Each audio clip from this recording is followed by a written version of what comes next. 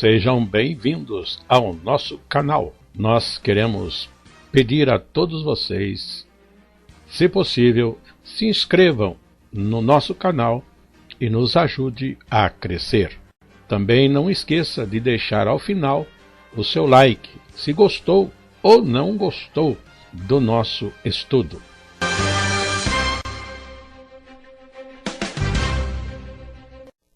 O programa a seguir é de inteira responsabilidade de seus idealizadores e apresentadores.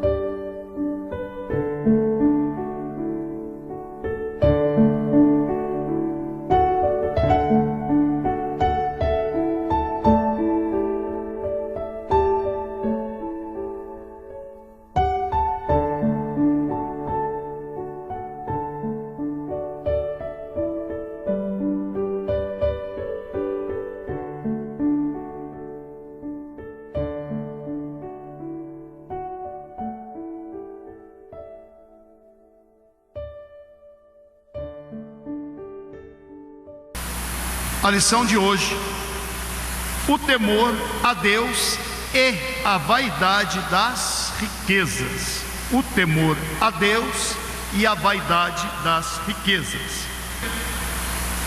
Nosso texto áureo para este domingo, para esta aula: porque como na multidão dos sonhos há vaidades, assim também nas muitas palavras. Mas tu teme a Deus. Eclesiastes, capítulo 5, verso 7, o nosso texto áureo. A leitura bíblica indicada para esta lição, Eclesiastes, capítulo 5, dos versos 1 a 7. O nosso assunto hoje, a lição 5, o temor a Deus e a vaidade das riquezas, segue o esboço. Uma primeira introdução, o primeiro tópico: prevenção contra a vaidade diante de Deus. O tópico 2, a vaidade das riquezas. E ainda o tópico 3, a vaidade do trabalho excessivo. Portanto, introdução, nossos 3 tópicos e por fim a conclusão. A introdução diz: depois de considerar a vaidade que há nas coisas que se fazem debaixo do sol e na necessidade de fazer bom uso do que a providência divina nos dispõe a seu tempo, e da importância do companheirismo para aliviar muitos males a que estamos sujeitos nessa vida, o pregador passa a refletir que, perante Deus, as coisas não são assim. E portanto devemos nos cercar de cuidados ao aproximar daquele que é mais alto do que os altos, a fim de não confundirmos a realidade divina com a humana, aprendendo-nos a portar como convém diante de Deus, e aprenderemos a lidar melhor com os males que há debaixo do sol. Portanto, depois de considerarmos a aula passada, toda a necessidade de chegarmos a Deus, de temermos a Deus, de estarmos com Deus, de adorarmos a Deus, no sentido de transcendência, no sentido de fugirmos dessa existência tão terrena que, segundo Salomão mesmo, é aflição de espírito. Mas ainda assim, debaixo do sol, nessa situação de aflição que estamos aqui, Deus tem os seus dons, os seus presentes, e Ele nos dá esses presentes para que suportemos esta vida, que carreguemos a nossa vida segundo a sua vontade, para por fim termos um descanso eterno. E entre esses bens está o companheirismo e a compreensão de que nada nesse mundo é superior ao próprio Deus em nossas vidas. Bom, na lição de hoje, ele tratará do assunto de como chegarmos diante de Deus, ou de como procedermos diante de Deus em meio a esse mundo, a esta vaidade que vivemos. E este cuidado de Salomão é para que não confundamos a nossa liberdade, a nossa vida aqui, como se estivéssemos chegando diante de alguém qualquer deste mundo mesmo, tá certo? Aí vai nos ensinar a reverência e o temor devido ao nosso Deus. Vamos então para o nosso primeiro tópico: a prevenção contra a vaidade diante de Deus, e o texto indicado, capítulo 5 de Eclesiastes, no verso 1 a 7. Leiamos então: guarda o teu pé quando entrares na casa de Deus, inclina-te mais a ouvir do que oferecer sacrifício de tolos, pois não sabem que fazem mal. Não te precipites com a tua boca, nem o teu coração se apresse a pronunciar palavra alguma diante de Deus, porque Deus está nos céus e tu estás sobre a terra. Assim sejam poucas as tuas palavras, porque da muita ocupação vêm os sonhos, e a voz do tolo da multidão das palavras. Quando a Deus fizeres algum voto, não tardes em cumpri-lo, porque não se agrada de tolos. O que votares, paga-o. Melhor é que não votes do que votares e não cumprires. Não consintais que tua boca faça pecar a tua carne, nem digas diante do anjo que foi erro. Por que razão se iraria Deus contra a tua voz e destruiria a obra das tuas mãos? Porque como na multidão dos sonhos há vaidades, assim também nas muitas palavras. Mas tu teme a Deus. Meus irmãos, nesse primeiro verso, guarda o teu pé. No verso 2, não precipite a tua boca. E no verso 3, porque da muita ocupação vem os sonhos, Salomão trata da forma que devemos chegar a Deus. Primeiro ele começa por guarda os teus pés. Esse guarda os teus pés, o Salomão está falando para nós: cuidado, cuidado, reverência, temor. Reconheça Deus. É o que ele está dizendo: guarda os teus pés quando entrares na casa de Deus. Assim ele está chamando a nossa atenção para uma reverência que devemos ter diante de Deus, tanto na igreja quando nós entramos na presença de Deus, mesmo nos nossos lares ou onde estivermos. Percebam que Jacó, quando partia de sua casa, na casa de seus pais, Isaac, Rebeca, ele partia para a terra onde estava seu tio Betuel, para a casa de Labão. Ele encontrou Deus no meio do caminho, enquanto deitava numa pedra. E a presença de Deus numa visão se lhe fez. E qual foi a expressão de Jacó? Quão terrível é este lugar. Por favor, a palavra terrível traz a ideia de terror, de assombroso, espantoso. Então ele, diante da presença de Deus, este não é outro lugar senão a casa de Deus. Ou seja, a reverência não deve ser apenas uma atitude no templo, mas onde estivermos, porque Deus está conosco em todo o tempo.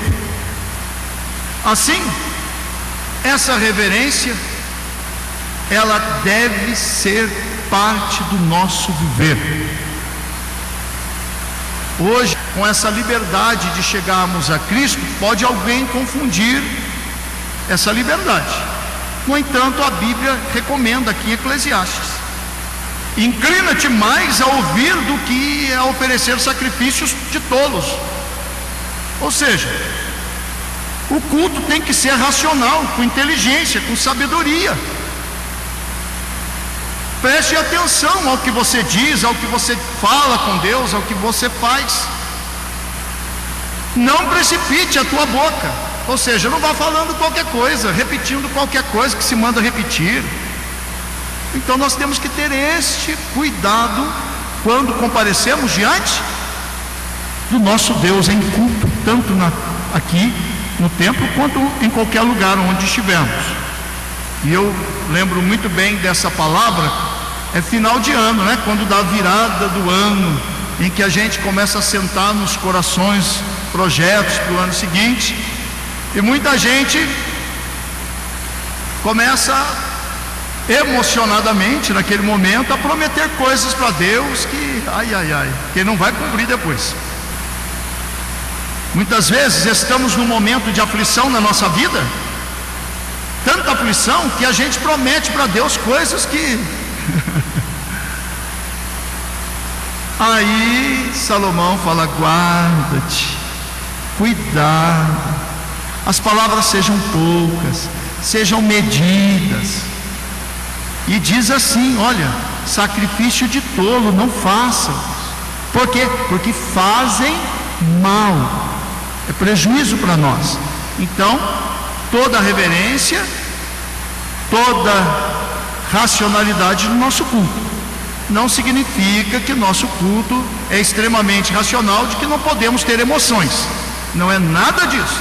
As emoções santas, as lágrimas derramadas, os sorrisos diante de Deus, as alegrias expressas nas palavras ou nos glórias, no levantar das mãos, são permitidas e até incentivadas biblicamente.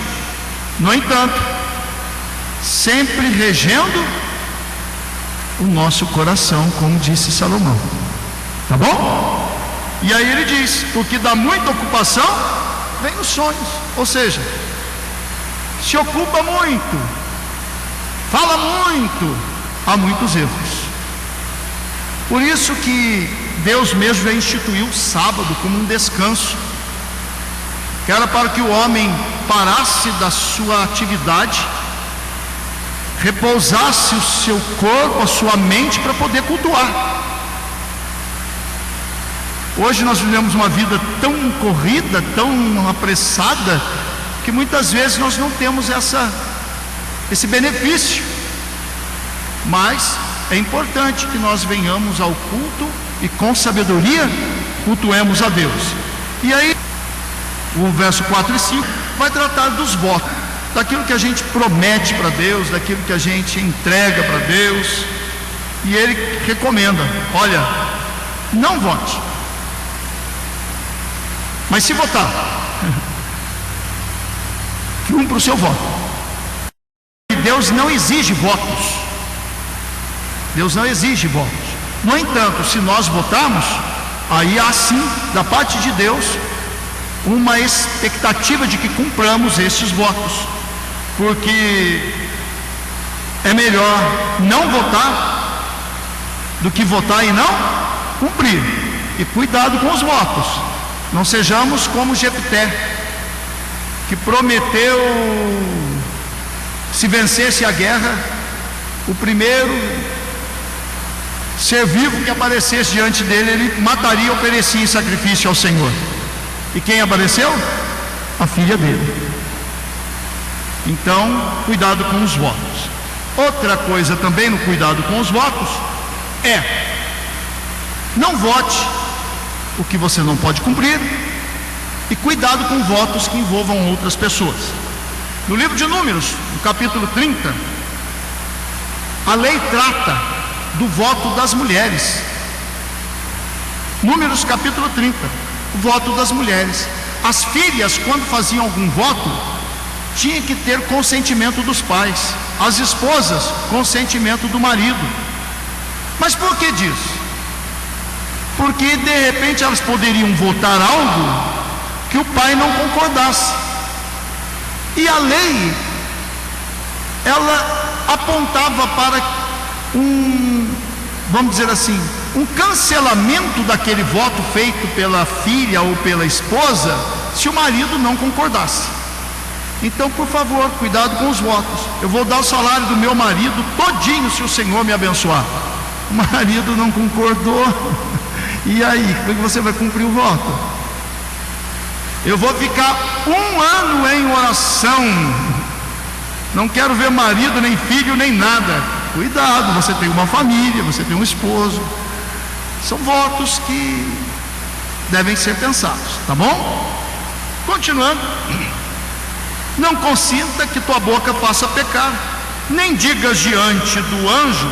Aqui o anjo, ele está tratando não o anjo do Senhor, mas o sacerdote, porque eles faziam os seus votos e levavam diante do sacerdote.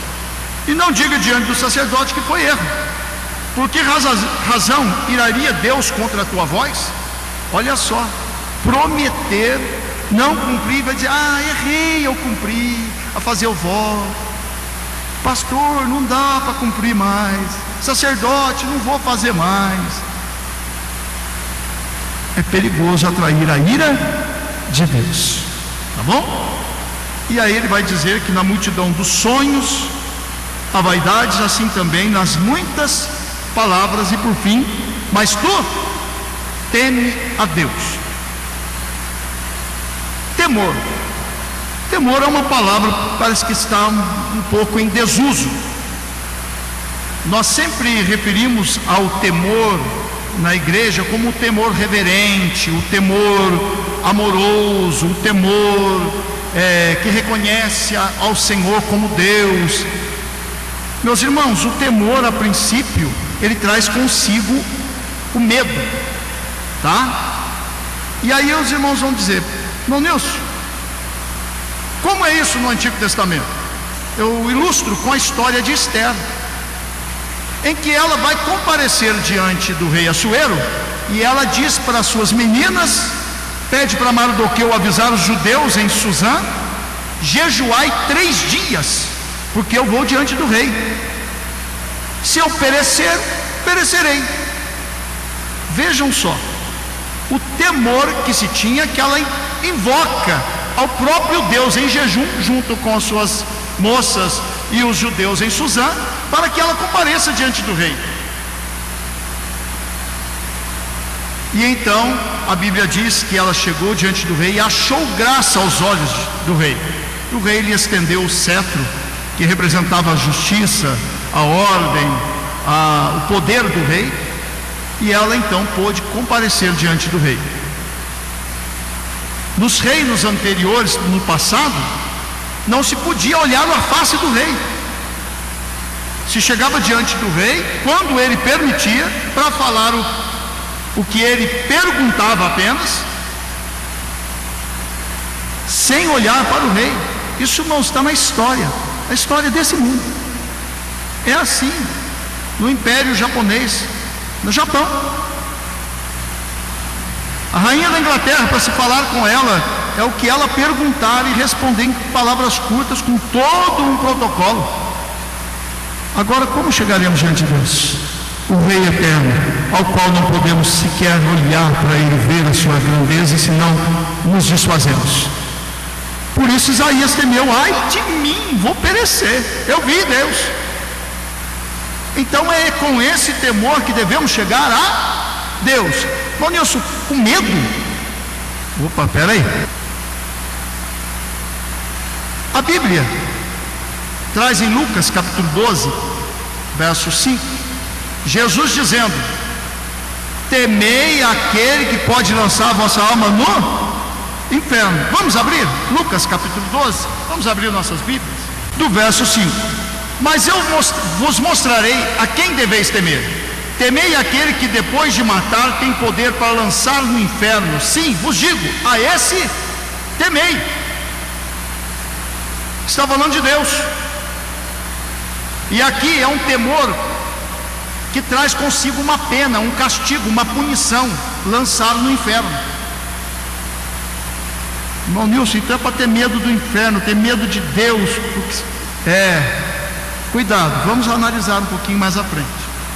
Abre a sua Bíblia agora, em 1 João, primeira epístola de João, no capítulo 4,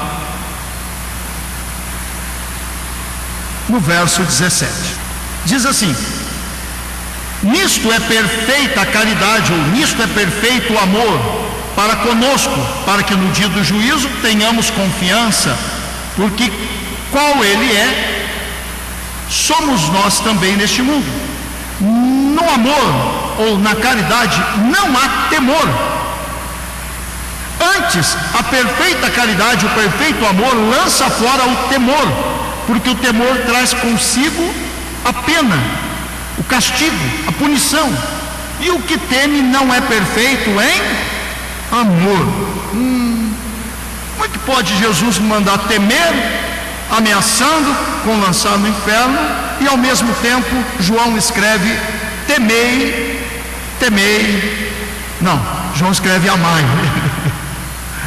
João escreve amai, porque o amor lança fora o medo, o temor. E ele diz ainda, quem é perfeito em amor não teme, não tem temor. Meus irmãos, a conciliação desses dois textos está no cuidado de Deus para conosco. Se nós o amarmos, não há medo em nós. É como o pai e o filho. O filho se chega ao pai, ele reconhece a autoridade do pai, mas ele não teme ao pai. E a própria Bíblia nos ensina que chegamos com ousadia ao trono da graça. Por quem? Por Jesus, o caminho. Assim sendo, não é para temermos, ter medo do inferno, ter medo de Deus. No entanto, se nós falharmos nisso, que sobre pelo menos o medo em nós, para que não nos percamos, para que não nos desviemos dele. Por quê, irmão Nilson? Porque medo é um sentimento, é algo primitivo do ser humano. É igual a criança. A criança, como que ela obedece ao pai?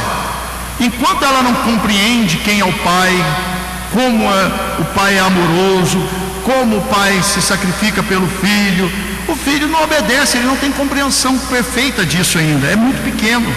Então vem a varadinha. Aí a criança obedece por medo da varadinha, e o pai ainda ameaça: se fizer vai ficar de castigo, vai tomar varada. Não é assim? Muito bem. À medida que a criança cresce, ela já obedece por amor ao pai, por reconhecimento à autoridade do pai. Assim somos nós. Se estamos adultos na fé, não tem por que temer, lancemos fora o temor, cheguemos com ousadia. Mas se estamos usando da liberdade em Cristo para dar ocasião à carne, como diz Gálatas, aí resta-nos ainda o medo. Tá certo? E o grande problema do nosso tempo hoje é que as pessoas já perderam o respeito, a reverência, o amor, a admiração por Deus, e estão também perdendo já o medo do próprio castigo eterno. Tá certo? Então que os irmãos percebam bem essa diferença. Por isso Paulo escreve em Filipenses: operai a vossa salvação com temor e tremor. Temor e tremor. Não é para ter medo, o medo lança fora, o amor lança fora o medo. É que Paulo está dizendo: olha, se o último recurso for o medo, o tremor, tremer, que opere, que isso faça perceptível na vida do crente para que ele se salve. Amém? Então está certo. Vamos então para o nosso primeiro tópico da nossa lição: a prevenção contra a vaidade. Acompanhemos agora no nosso material de apoio em classe, que diz assim: nestes primeiros versos, Salomão não apenas lembra de Deus, como já fez nos capítulos anteriores, referindo a tudo a seu tempo, exortando-nos a receber todas as suas coisas que sucedem debaixo do sol como vindas da sua mão, segundo um propósito sábio que resultará em nosso aprimoramento e felicidade. Aqui ele também chama atenção para o fato de que, debaixo do sol, temos um dever para com o Criador. Dever esse destacado por referências tais como a casa de Deus, os sacrifícios, votos, anjos de Deus, uma forma de se referir ao sacerdote que intermediava o culto divino e o temor, e a fim de que não erremos nas coisas de Deus, assim como muitos erram ao lidar com as coisas desta vida. O pregador nos orienta sobre a atitude correta no exercício do nosso dever sagrado. Ou seja, tudo é vaidade, tudo aqui é passageiro, não devemos estar presos a isso, mas com relação a Deus, aí é diferente. Atenção total, guarda. Tá certo? Foi o primeiro verbo que nós ouvimos lá em Eclesiastes, capítulo 5, verso 1. E aí temos a confirmação na leitura em Malaquias, capítulo 2, verso 7, a presença do anjo que está em Eclesiastes, capítulo 5. Abramos nossas Bíblias em Malaquias, capítulo 2, verso 7, que diz assim: porque os lábios do sacerdote guardarão a ciência, e da sua boca buscarão a lei, porque ele é o anjo do Senhor dos Exércitos. Olha aí, um sacerdote como anjo. No Novo Testamento é só ler Apocalipse, as cartas de Apocalipse. Ao anjo que está na igreja, ao anjo. Então, o anjo é o líder, ou o sacerdote. Tá certo? Vamos continuar então, agora no segundo parágrafo deste primeiro tópico, a prevenção contra a vaidade diante de Deus. A exortação trata principalmente daquilo que dizemos diante de Deus, quando estamos na presença do Senhor. Sejam reunidos em culto solene, seja em uma atitude particular, onde conscientemente nos aproximamos de Deus. Precisamos dele e não o contrário. Nós buscamos ao Senhor em vista de nossas profundas necessidades, tanto materiais como espirituais. É sensato, portanto, entrarmos em sua presença esperando receber mais dele do que nós sejamos capazes de oferecer a ele. Daí o sentido da exortação: pelo que sejam poucas as tuas palavras. De fato, Deus não pode ser surpreendido nem impressionado por nossas palavras, pelo que evitemos repetições ou floreamentos que em última análise seriam vãos. Além disso, Deus está no céu, ou seja, Ele vê e sabe todas as coisas, inclusive as intenções do nosso coração. E nós que estamos na terra, podemos facilmente ser influenciados pelas frustrações, pelas falsas percepções da realidade debaixo do sol, correndo o risco de expressar falsos julgamentos diante de Deus, ou cuidados que, à luz da sabedoria, são repreensíveis, pois da muita ocupação vem os sonhos, e na multidão dos sonhos a vaidade. Agora o nosso escritor, nosso comentarista, ele aborda o cuidado de estarmos diante de Deus, porque na verdade é Ele que é a fonte de todo bem, de toda bênção. Embora nós ofereçamos a Ele sacrifícios de louvor, de adoração, de reconhecimento, pois Ele é digno de todas estas coisas e muito mais, no entanto, Ele é que está em posição superior, portanto Ele deve ser ouvido.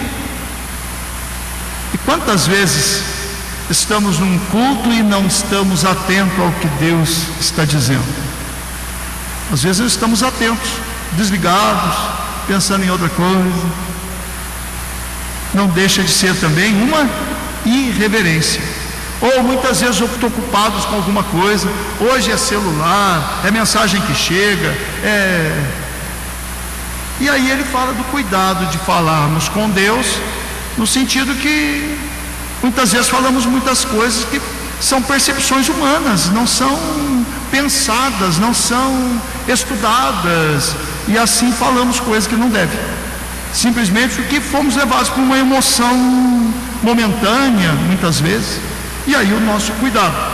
E para que não usemos repetições, floreamentos, não, Deus não se seduz por palavras humanas. A Bíblia diz que é um coração contrito e quebrantado. É isso, ele não nega. Tá certo? Se as palavras dos nossos lábios forem conforme o nosso coração, aí sim, esse vai ser aceito no Monte Santo do Senhor. Do contrário, se as nossas palavras não corresponderem ao que está no coração, é o que Jesus falou para aquele povo da sua época: sepulcros caiados. Tá certo? Abramos nossa Bíblia no livro de Mateus, no capítulo 6, do verso 7 a 8.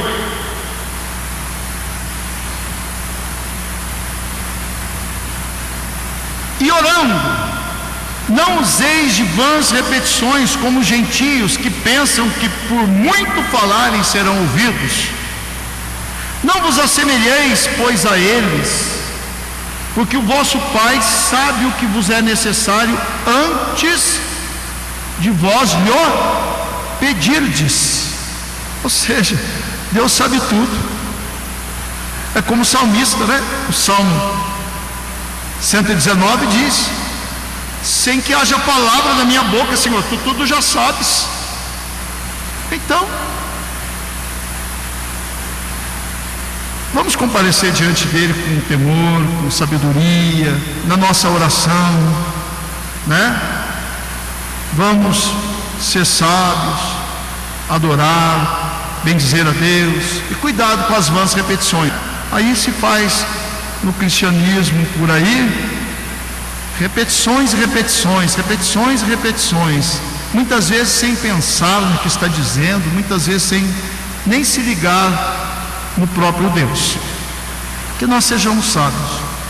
Isso não exclui o fato de você orar muitas vezes por alguma coisa, tá bom? Porque Isaac orou instantemente durante 20 anos para que Rebeca pudesse gerar um filho, e Deus lhe atendeu, tá bom? Mas é no sentido de repetir. Aí Jesus já recomenda: olha, não é por muito falar que vai ser ouvido. Muitas vezes um gemidinho da alma vale mais do que 1000 palavras, tá bom? Meus irmãos, vamos então agora para o último parágrafo desse primeiro tópico, a prevenção contra a vaidade diante de Deus. Em seguida, o pregador alerta para a gravidade do ato de fazer um voto e não cumpri-lo. Se para os homens toda palavra empenhada é aceita e não pode ser invalidada, sendo condenável aquele que não cumpre o que jurou, o que prometeu, o que falou, quanto mais para Deus, diante de quem não pode haver meias palavras, nem é aceita desculpa de que não houve intenção. Toda palavra proferida conscientemente diante do Criador é uma palavra jurada, um voto, e devemos nos lembrar disso quando as nossas circunstâncias adversas nos impulsionarem a nos expressar livremente diante de Deus, comprometendo-nos apenas em razão da animosidade ou da emoção do momento. Mais uma recomendação aí do nosso comentarista a respeito de cuidado. Vai prometer o que não pode, só porque está emocionado, está triste, está iludido, está desanimado, está aborrecido, e aí fala coisas diante de Deus. Tá certo? E aqui vale também que a nossa oração tem que ser segundo a vontade de Deus. Então cuidado com a oração. Muitas vezes estamos orando errado, pedindo coisas que Deus não quer dar, orando contra irmãos, contra a obra, e aí a Bíblia diz que isso traz a ira de Deus. Nós já lemos lá em Eclesiastes mesmo, capítulo 5, verso 7, tá bom? Vamos então agora para o nosso segundo tópico da lição, a vaidade das riquezas. Este assunto está registrado em Eclesiastes capítulo 5, dos versos 8 a 15. Nós já abordamos em alguma aula a vaidade das riquezas. Como eu disse para os irmãos, Salomão, na sua sabedoria, parece que volta ao assunto. E por quê? Porque a riqueza é sedutora, irmãos. A riqueza, quem não quer? Quem não quer? Portanto, há aí um alerta para nós. Salomão repete, no sentido de alertar-nos. Uma função didática de deixar a lição bem gravada nos nossos corações. Vamos ler então, do verso 8 ao 15. Se vires em alguma província ou algum lugar opressão do pobre e violência do direito e da justiça, não te admires de tal procedimento, pois quem está altamente colocado tem superior que o vigia, e há mais altos do que eles. O proveito da terra é para todos, e até o rei se serve do campo. Vamos lá. Se vires em alguma província a opressão do pobre, ele já abordou este assunto na questão da injustiça no mundo, tá certo? E ele aqui considera agora de novo que se virmos opressões, violência do direito e da justiça, não é para nós nos admirarmos, nem com isso enfraquecemos a nossa fé, nem com isso deixarmos de crer em Deus, tá certo? Vejam que Hebreus capítulo 11 vai falar dos crentes que muitas vezes foram roubados, expoliados de seus bens, perderam a vida. No entanto, o olhar deles era para o Senhor, para uma pátria que está além desse mundo, para uma riqueza que está além. A cidade em que as ruas são de ouro, os muros de jaspos, de cristais, eles estão com outro olhar. Portanto, Salomão nos recomenda: olha, tem um Deus, o mais alto, ele enxerga, ele está vendo tudo, e chega o tempo dele tomar a vingança, dele fazer o seu julgamento. E ainda o proveito da terra é para todos, e até o rei se serve do... Com essa palavra ele iguala todo mundo. Os ricos, o que tem a justiça na mão, aqui no caso, ele está no rei, a justiça, o poder de fazer a justiça. Ele diz: olha, são todos iguais, todos se alimentam do campo, o campo serve para todos. Assim que as nossas riquezas, ou o poder que Deus nos concede de estarmos em alguma posição de destaque, sirva para que pratiquemos a justiça, sirva para que ajudemos ao irmão mais necessitado. E ainda diz no verso 10: quem amar o dinheiro jamais dele se fartará, e quem amar a abundância nunca se fartará da renda. Também isso é vaidade. Onde os bens se multiplicam, ali se multiplicam também os que deles comem. Que mais proveito, pois, tem os seus donos do que ver com os seus olhos? E aqui ele vai abordar a riqueza, o amor à riqueza. E ele diz que quem ama a renda, quem ama o dinheiro, quem ama a fortuna, jamais se fartará. Meus irmãos, quanta gente desse mundo que é rica e parece que não cansa de trabalhar para ter mais riqueza, que nem mesmo desfrutará, e não se reparte. É uma loucura. Isso é loucura. Vejam, com todo respeito, políticos que se corrompem, roubam, muitas vezes já velhos, sem poder desfrutar de absolutamente nada além do prato que come. Meu Deus, quanta loucura! E roubam, e querem mais dinheiro, e se corrompem, meu Deus! Salomão diz o quê? Isso é vaidade. E aí ele coloca: onde os bens se multiplicam, ali se multiplicam também os que deles comem. Onde tem dinheiro, tem gente querendo aproveitar o dinheiro também. Onde está o dinheiro, tem gente querendo ser amigo do rico. Onde está o dinheiro, tem gente querendo roubar o rico. Então, ele diz aí que onde os bens se multiplicam, também se multiplica aqueles que querem tirar algum proveito. E aí ele coloca que proveito tem os donos, é só ver com o olho a riqueza. Não dá para comer tudo, não dá para pôr tudo no bolso. E quando nós formos deste mundo, levaremos alguma coisa? Já diz o ditado popular que caixão não tem gaveta, né? Ninguém leva nada.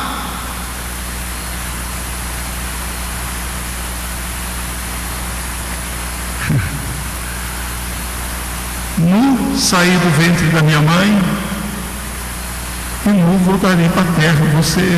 Vou lá, não levo nada, não tenho nada, não carrego nada dessa vida. A Bíblia diz que seguem-se as obras para o juízo de Deus.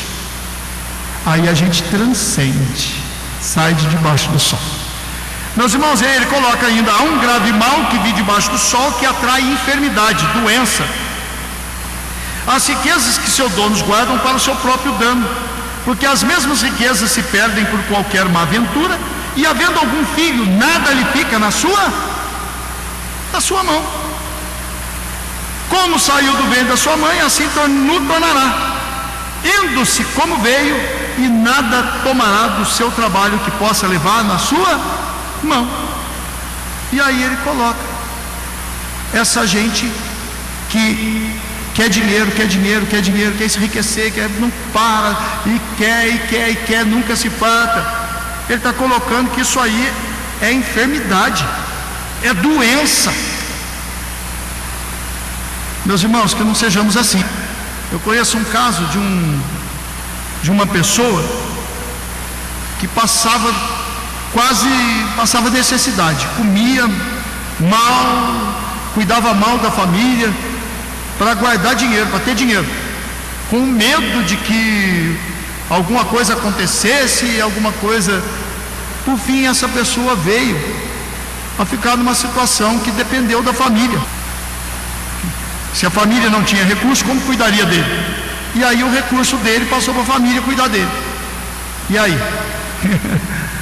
E aí que os filhos, parentes, os amigos é que usufruíram do dinheiro que ele tinha guardado anos e anos. Então, por favor, sejam sábios, como a formiguinha, mas cuidado, a nossa confiança não pode estar nisso. A nossa confiança tem que estar, mesmo com as nossas reservinhas, a confiança nossa é em Deus. A esperança nossa não pode estar na nossa reservinha, mas em Deus. E cuidado com reservinha que nunca acaba, né? Reserva que vai, o camarada morre, dá para distribuir dinheiro para a família, para os netos e bisnetos, e ele mesmo privou a sua alma do bem. Nós já vimos essa lição anteriormente, a aula passada nós vimos a respeito disso. Vamos então para o tópico 2 da nossa lição de classe, ou do nosso material de apoio em classe, a vaidade das riquezas. Em seguida, tendo em vista que boa parte da opressão que há na terra resulta da cobiça, o amor ao dinheiro, ele explica que tanto pobres como ricos e poderosos, todos derivam seu sustento da mesma fonte, o campo. O proveito da terra é para todos, De fato, a riqueza e a pobreza são condições designadas a cada um de acordo com os propósitos divinos. Não há razão para a opressão nem queixa de um contra o outro. Contudo, quando não compreendida como um dom de Deus visando um propósito mais excelente que o mero acúmulo interminável de dinheiro, e passa a ocupar e motivar as ações do que as possui, torna-se o amor ao dinheiro, e isto, como também disse o apóstolo, é a raiz de todos os males. Nos versos seguintes, o sábio expressa observações simples, mas aquele que deixa enredar pela cobiça esquece, para só descobrir tarde demais a busca interminável a que o homem é lançado na busca de acumular riquezas. A aproximação dos interesseiros em usufruir da sua prosperidade, as inquietações e ansiedades provocadas pelo acúmulo das riquezas, enquanto aqueles que trabalham com modéstia usufruem do que Deus lhe dá como fruto do seu trabalho, vive com o coração descansado e confiante no dia de amanhã.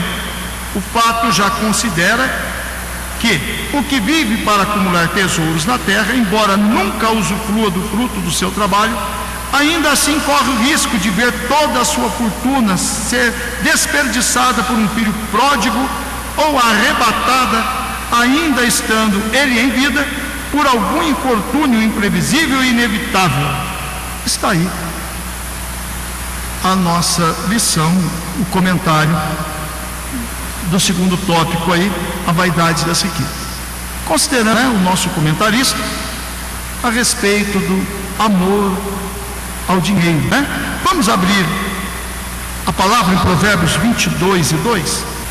Diz assim: o rico e o pobre se encontraram, a todos fez o Deus fez o rico e fez ao pobre. A riqueza é um dom de Deus, como é um dom a beleza, como é um dom a inteligência, como é um dom qualquer posição de destaque na justiça ou na política ou o que for. É um dom de Deus, é Deus quem dá, é Deus que estabelece. E qual é o propósito? Trazer justiça e que mais? O rico ajudar o mais pobre. Todos estão dependendo do mesmo campo e todos dependem, na verdade, em última análise, do próprio Deus. Tá certo? Então, os irmãos que estão correndo atrás de riqueza, é um dom de Deus, é de graça, é Ele que dá. Tá bom? Ele que faz cair da nossa cabeça a riqueza. Os irmãos já perceberam que tem pessoas que não são as mais estudadas e são tão ricas, outros que não são os mais inteligentes, mas são os mais ricos. E se considerarmos outros dons, beleza, inteligência e tudo mais, meus irmãos, tudo dado por Deus, para a glória dele e para a bênção do nosso semelhante. Vamos abrir agora 1 Timóteo, capítulo 6, versos 7 a 10. Nós já lemos esta passagem em aulas anteriores, tá bom? Nós já lemos. Porque nada trouxemos para este mundo, e é manifesto que nada podemos levar dele. Tendo, porém, um sustento com que nos cobrimos, estejamos com isso contentes. Mas os que querem ser ricos caem em tentação e em laço e em muitas concupiscências loucas e nocivas, que submergem os homens na perdição e ruína. Porque o amor do dinheiro é a raiz de toda a espécie de males, e nessa cobiça alguns se desviaram da fé e se traspassaram a si mesmo com muitas dores. Percebam aqui a recomendação do apóstolo. A recomendação do apóstolo Paulo, o perigo de amar ao dinheiro, a riqueza, a renda, o perigo de nunca se fartar. E ele diz aqui no verso 8, a respeito do contentamento, estejamos com isso contentes. Foi assunto da aula anterior, da lição 4, o contentamento, ou a paz do contentamento, tá certo? Portanto, meus irmãos, Se você tem muito ou tem pouco, pede graça para Deus para estar contente, para desfrutar o pouco ou o muito que Deus lhe deu. Está aí um grande segredo da alegria do crente, é contentar-se. E nesse contentamento, meus irmãos, ovinho cozido tem gosto de picanha assada, tá bom? Nesse contentamento, arrozinho com feijão, uma farinhinha, meu Deus. Aleluia. O contentamento, meus, é a razão da felicidade. Os homens, quando querem mais, querem mais, querem mais, nunca se saciam. E aí a Bíblia coloca aqui, meus irmãos, é a raiz de toda espécie de males: inveja, roubo, corrupção, pecado, transgressão, perda dos valores, tudo por causa de dinheiro. E ele continua mais: nessa cobiça alguns se desviaram da fé. Percebam que ele está abordando agora a igreja, e diz assim: e transpassaram a si mesmos, ou seja, adoeceram. Muitas dores. Que Deus nos guarde o nosso coração, amém? Que Deus nos livre de amarmos este mundo, porque Jesus mesmo disse que quem ama este mundo, o amor do Pai não está nele. Que Deus nos livre, nos guarde. E por fim, agora, nosso tópico 3, a vaidade do trabalho excessivo. Capítulo 5, do verso 16 ao 20. Abramos nossas Bíblias e vamos para a leitura destes versos. Diz assim a palavra: também isto é um mal que causa enfermidades, que infalivelmente como veio, e assim ele vai. E que proveito lhe vem de trabalhar para o vento, de haver comido todos os dias, ou todos os seus dias nas trevas, e de haver padecido muito enfado e enfermidades e cruel furor? Eis aqui o que eu vi, uma boa e bela coisa: comer, beber e gozar cada um do bem do seu trabalho, em que trabalhou debaixo do sol, todos os dias da sua vida que Deus lhe deu, porque esta é a sua porção.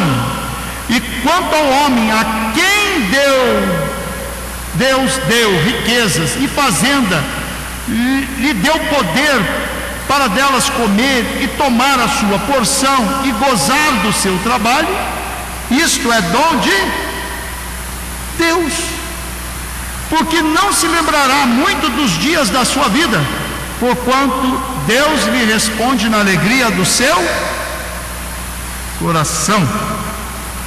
Aqui ele considera a loucura de que é trabalhar e não gozar o que tem. Nós já abordamos isso anteriormente, em outros capítulos. Na aula passada, por exemplo, nós abordamos que é melhor uma mão cheia e com ela o contentamento, do que as duas mãos cheias com a aflição de espírito. Contentamento. O que mais? O problema que há em amarmos as riquezas, e porque qualquer uma aventura dessa vida se perde tudo, vem os desesperos. Assim, meus irmãos, vamos entender que o melhor é como Salomão ensinou mesmo. O que a gente tem que fazer? Goza a vida, irmão. Aproveita o que você tem. Passa rápido. Passa rápido. Quer ver uma coisa simples? Daqui a pouco, meus irmãos, a idade chega e os dentinhos se vão. Já não dá mais para comer uma comidinha mais seca, mais dura. Não dá mais, meus irmãos, para comer aquele torresminho pururuca, sabe? Está podendo? Aproveite. Chega uma hora, meus irmãos, em que as perninhas já são mais enfraquecidas, não dá mais para passear, não dá mais para muitas vezes se dirigir à igreja. Faz enquanto pode, aproveita a vida, goza a vida. E ele diz aqui: a riqueza é dom de Deus. Ah, irmão Nilson, riqueza é dom de Deus. Está dito aqui muito claramente, a disposição do dinheiro na terra e para as pessoas é segundo a vontade de Deus.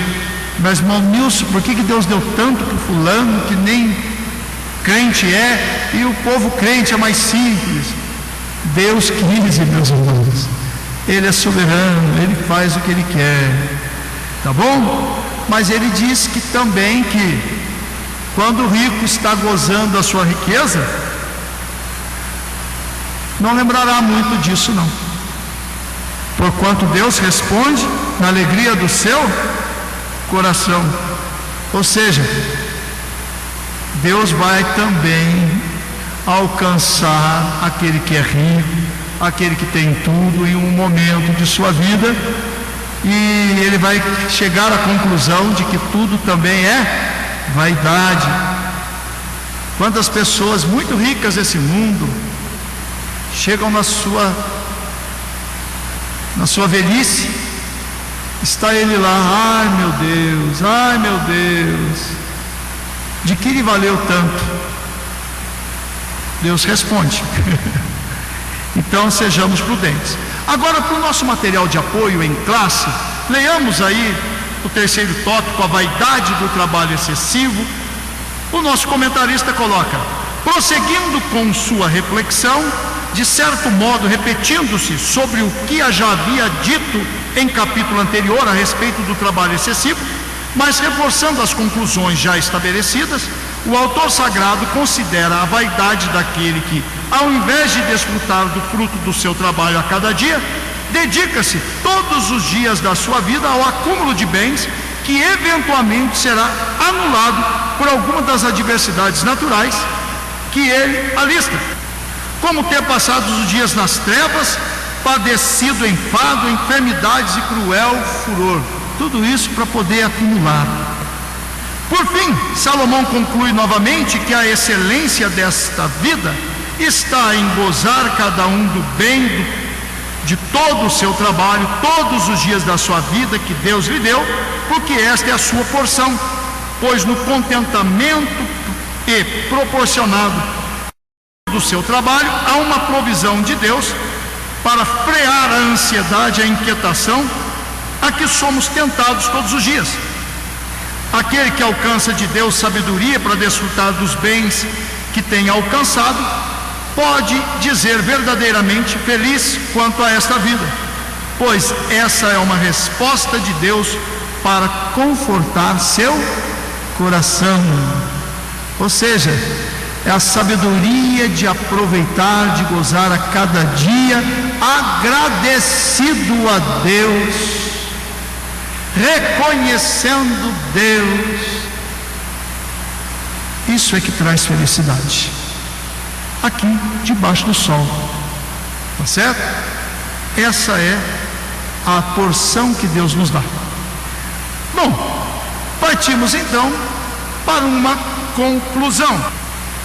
A nossa conclusão, a suma deste capítulo, é que o temor a Deus é o melhor remédio contra as frustrações e ansiedades que a vaidade desta vida nos causa constantemente, pois com ele podemos desfrutar do melhor que a vida debaixo do sol pode nos proporcionar e escapar ao engano de uma busca vã por riquezas que só nos traria muito sofrimento e dor. Com isso, nós concluímos a nossa aula, lembrando que nós abordamos primeiramente o cuidado ao chegarmos diante de Deus em reverência, em temor. Falamos ainda do perigo que é se achegar a Deus sem o devido cuidado. É interessante que todos os cultos de Santa Ceia se lê aquela palavra, né? Examine-se, pois, o homem a si mesmo. Assim coma desse pão, beba desse cálice. Ou seja, cuidado, tema Deus. Por quê? Porque alguém não se examinando e lançando mão do pão e do cálice indignamente, come para a sua própria perdição. Mais uma vez aquela palavra de Lucas capítulo 12, verso 5. Cuidado.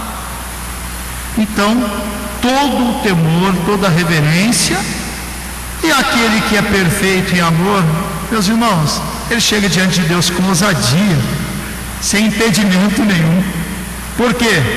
Já alcançou o cetro da justiça que há em Jesus, a graça que há no Pai manifestada em Jesus. Assim como Esther, nós entramos na presença do Rei. Amém? Portanto, a nossa lição 5, temor a Deus e a vaidade das riquezas, traz esse esboço, uma introdução.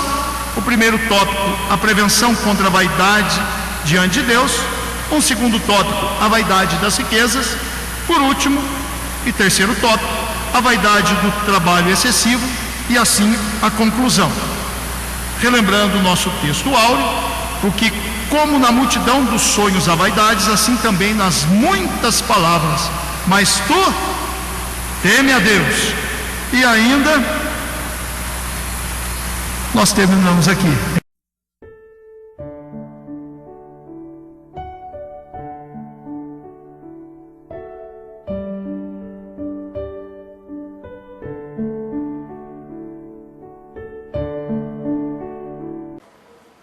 Primeiramente, quero agradecer a todos que sintonizam o nosso canal. Canal voltado principalmente à transmissão, à divulgação da Palavra de Deus. E ao encerrar o estudo desta noite, eu quero pedir a todos vocês, os que ainda não são inscritos em nosso canal, se inscrevam. Se inscrevam. Logo aí embaixo está aí a palavra inscreva-se. Clica nela. Somente isso. Se o estudo desta noite foi do teu agrado, você gostou, você concordou, clica aí no gostei. Gostei. Se você não gostou, é um direito seu. É um direito seu não gostar. Mas você pode manifestar isso. Para nós será importante isso. Saber que alguém não gostou. Clique no não gostei. Fácil. Não vai identificar você, nada. Simplesmente você vai expressar a sua opinião. Gostei, dedão para cima. Não gostei, dedão para baixo. E também pode, se você acha interessante compartilhar com seus amigos, compartilhe o nosso trabalho. Compartilhe. Aí embaixo, compartilhe. Você pode compartilhar no YouTube, pode compartilhar no Instagram, pode compartilhar no Facebook, pode compartilhar no Messenger, no WhatsApp. Vai simplesmente nos ajudar a crescer. Porque o nosso objetivo não é financeiro. Não é financeiro. Pode ver que os nossos trabalhos são todos sem fins lucrativos. Coopere conosco. Nos ajude. Temos também os nossos blogs, a nossa emissora na web, a Rádio Net Grata Nova. Tudo isso você encontra aí embaixo na descrição do nosso vídeo, do nosso estudo. Dá uma olhada, todos os endereços, estão aí, junto à descrição dos nossos estudos. E eu agradeço, primeiramente a Deus, por tudo que Deus tem feito nesses anos que nós estamos trabalhando na internet. E a você, que toda semana entra no nosso canal.